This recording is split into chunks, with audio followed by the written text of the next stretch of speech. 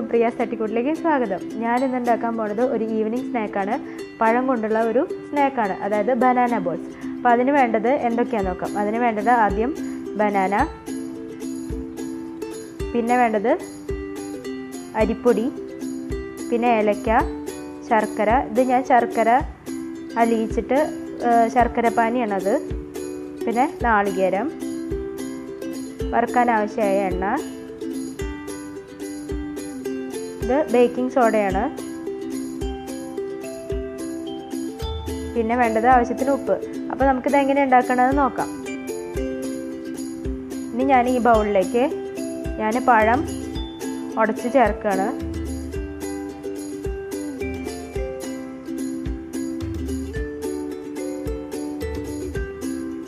വളരെ ഈസി ആയിട്ടോ ഇത് ഉണ്ടാക്കാൻ, കുട്ടികൾക്കൊക്കെ നല്ല ഇഷ്ടമാവും.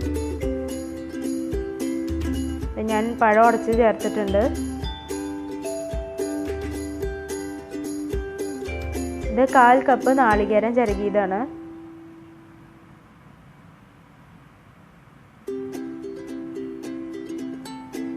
ആവശ്യത്തിന് ഉപ്പ്, അതായത് ഒരു നുള്ള് ഉപ്പ്, പിന്നെ 1/2 കപ്പ് അരിപ്പൊടി, അതായത് നമ്മുടെ പത്തിരിക്കൊക്കെ എടുക്കണ നൈസായിട്ടുള്ള അരിപ്പൊടി.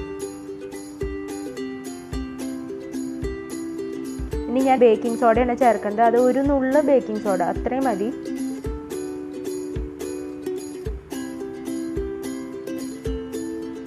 ഇനി നന്നായിട്ടൊന്ന് മിക്സ് ചെയ്ത് കൊടുക്കാം നമുക്ക്. ഇത് ശർക്കര പാനിയാണ്.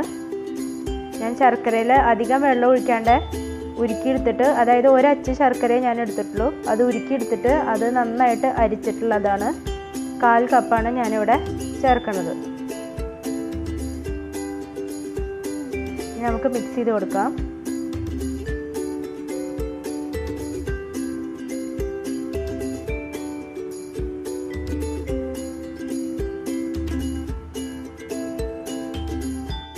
ഞാനിത് എണ്ണ അടുപ്പത്ത് വെച്ചിട്ടുണ്ട്. ഇനി ഒരു മീഡിയം ചൂടാവുമ്പോൾ നമുക്ക് ഇതിലേക്ക് ഓരോ സ്പൂണിനായിട്ട് കോരി ഒഴിച്ച് കൊടുക്കാം. പെട്ടെന്ന് ഉണ്ടാക്കാൻ പറ്റുന്ന ഒരു സ്നാക്കാണ് കുട്ടികൾക്കൊക്കെ വൈകുന്നേരം. മധുരം കൂടുതൽ വേണ്ടവർക്ക് കൂടുതൽ ചേർക്കാം കേട്ടോ ശർക്കര. പക്ഷെ എന്താണെന്ന് വെച്ചിട്ടുണ്ടെങ്കിൽ അപ്പോൾ അതിനനുസരിച്ച് അരിപ്പൊടി കൂടിയും ചേർക്കണം, അല്ലെങ്കിൽ നമ്മുടെ ബാറ്റർ കുറച്ചും കൂടി ലൂസായി പോവും.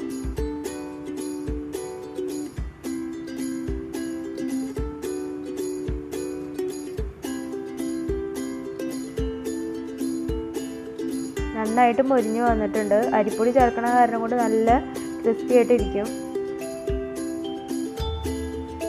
ഞാൻ ഈ ഏലക്ക 2 എടുത്തത് ഞാൻ അരിപ്പൊടിയുടെ ഒപ്പം ഒന്ന് മിക്സിയിലിട്ടിട്ട് ജസ്റ്റ് ഒന്ന് പൊടിച്ചെടുത്തിട്ടുണ്ട്. നോക്കി എത്ര സിമ്പിളായിട്ടാണ് നമ്മുടെ സ്നാക്ക് റെഡി ചെയ്തപ്പോൾ. അപ്പോൾ എല്ലാവരും ഉണ്ടാക്കി നോക്കണം, കുട്ടികൾക്കൊക്കെ നല്ല ഇഷ്ടമാവും. അപ്പോൾ എല്ലാവരും ഉണ്ടാക്കി നോക്കിയിട്ട് എന്നോട് അഭിപ്രായം പറയാൻ വേണം. സബ്സ്ക്രൈബ് ചെയ്യാനും ഷെയർ ചെയ്യാനും മറക്കരുത്. അടുത്ത വീഡിയോയിൽ നമുക്ക് വീണ്ടും കാണാം.